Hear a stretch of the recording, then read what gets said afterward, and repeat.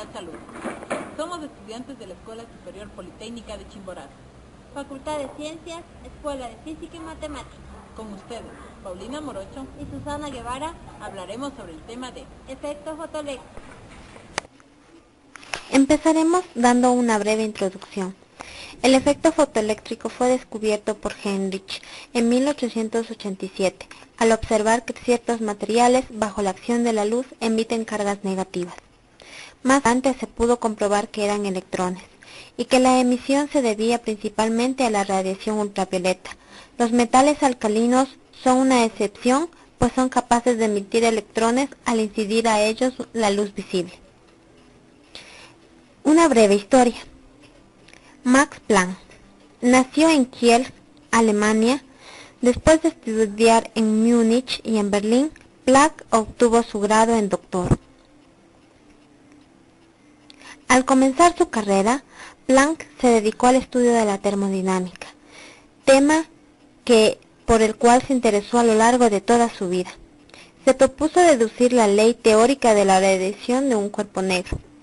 El éxito se coronó su esfuerzo, que marca el comienzo de la física cuántica. Y lo que ahora se conoce como la constante de Planck apareció por primera vez en su artículo en 1900. Continuamos con Heinrich Hertz. De origen alemán, nació en Hamburgo el 22 de febrero de 1857. Construyó un circuito eléctrico que, de acuerdo a las ecuaciones de Maxwell, podía producir ondas magnéticas. Cada oscilación produciría únicamente una onda, por lo que la radiación generada constaría de una longitud de onda grande.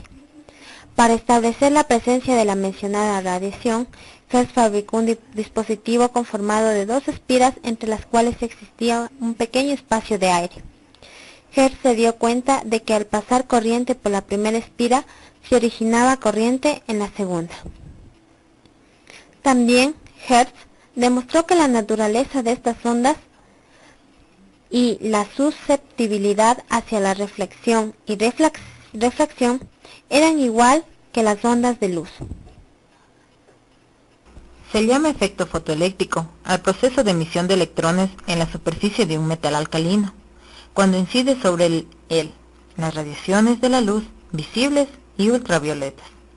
Las características de la emisión fotoeléctrica referida a un metal son: la emisión de electrones es instantánea al incidir la luz sobre el metal. Al aumentar la intensidad luminosa, se incrementa el número de electrones emitidos, pero no la velocidad de salida. La velocidad de los electrones emitidos solo depende de la frecuencia de la radiación incidente. Para cada metal existe una cierta frecuencia umbral, por debajo de la cual no se produce una emisión fotoeléctrica. Interpretación del efecto fotoeléctrico. El efecto fotoeléctrico es un fenómeno general, pero las experiencias citadas del zinc y del metal alcalino indican que la emisión de los electrones depende de la frecuencia de la luz. Cuando se someten los metales a la acción sucesiva de las radiaciones luminosas, desde la radiación ultravioleta hasta las infrarrojas, se comprueba que un metal determinado, el efecto fotoeléctrico, se produce cuando la frecuencia de la radiación es superior a un valor límite que se llama umbral fotoeléctrico. Se ha podido comprobar que las partículas emitidas por los metales tienen la carga y la masa de los electrones serán iguales a cualesquiera que sea del metal empleado en la experimentación. Hipótesis de Einstein, los fotones y cuantificación de la energía. El efecto fotoeléctrico, descubierto por Hertz en 1887, demuestra que la energía luminosa transportada por las radiaciones que inciden en el metal se transforma en energía mecánica. Parte de esa energía mecánica se emplea en arrancar los electrones de la superficie del metal, y parte se transforma en energía cinética de los electrones que salen expulsados con una velocidad.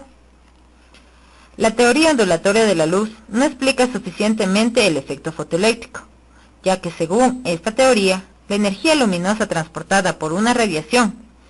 Sin embargo, hemos dicho antes que el umbral fotoeléctrico depende de la frecuencia de la radiación, y puede ser mayor o menor la iluminación del metal.